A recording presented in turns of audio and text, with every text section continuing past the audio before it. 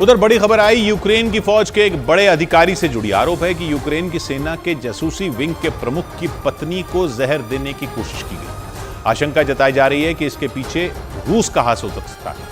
आरोप है कि उनकी पत्नी के खाने में जहर मिलाया गया, जिससे उनकी तबीयत अचानक बिगड़ गई। हालांकि उन्हें मारने की कोशिश किसने की, इस बात का पता भी अभी तक नहीं चल पाया।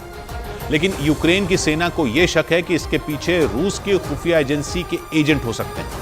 ऐसा इसलिए कि वो अधिकारी यूक्रेन की सेना में ऊंचे ओहदे पर हैं और यूक्रेन का मानना है कि इसी वजह से रूस ने उनके परिवार को निशाना बनाने की कोशिश की और इसके लिए उनकी पत्नी के खाने में जहर मिलाने की साजिश रची गई। यूक्रेन के मुताबिक किसी ने किरिलो बुदानोव की पत्नी मारियाना बुदानोव के खाने में केमिकल मिलाए, जिससे वो खाना जहरीला हो गया।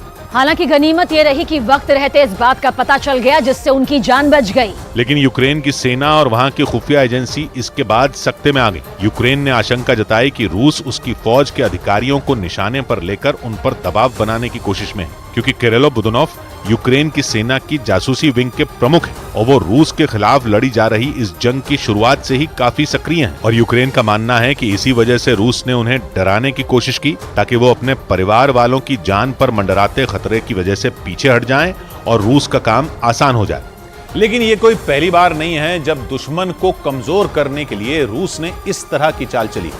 आरोप है कि कुछ दिन पहले ही यूक्रेन के मिलिट्री चीफ के सलाहकार को भी रूस के एजेंटों ने ही ठिकाने लगाया था, लेकिन उसका तरीका इससे थोड़ा अलग था। जानकारी के मुताबिक जेनेदी चास्तिकोव नाम के उस 39 साल के अधिकारी को उनके जन्मदिन के दिन ही शिकार बनाया गया था। यूक्रेन के मुताबिक इसके लिए हमलावरों ने उनके जन्मदिन के तोहफों के बीच में ग्रेनेड रखकर उन्हें दिया था और जैसे ही उन्होंने वो डिब्बा खोला, उनके चिथड़े उड़ गए। हालांकि ऐसा नहीं है कि इस पैंतरे से सिर्फ रूस ने शिकार किया हो, बल्कि आरोप है कि यूक्रेन ने भी रूस के कई सैनिकों और अधिकारियों को इसी तरह से मौत के घाट उतारा।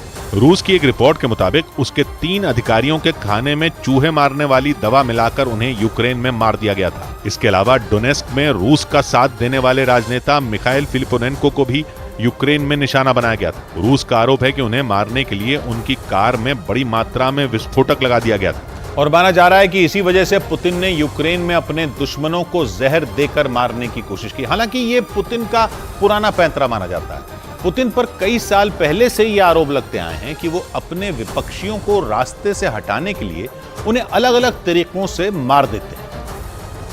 मतलब पुतिन के दुश्मन भी मर जाते हैं और उनके दामन पर दाग तक नहीं लग पाता।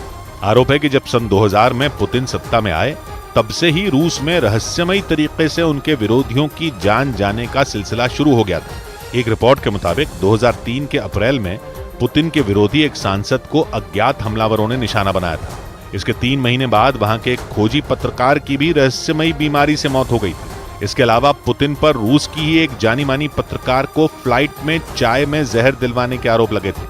माना जाता है कि पुतिन ने अपने करीबियों को भी नहीं बख्शा था। उन्होंने रूस की खुफिया एजेंसी केजीबी में अपने एक पुराने साथी के खाने में भी जहर मिलवा दिया था। मतलब पुतिन पर लग रहे ये आरोप नए नहीं है, बल्कि माना जाता है कि पुतिन इस पैंतरे का इस्तेमाल पिछले 2 दशकों से करते आ रहे हैं।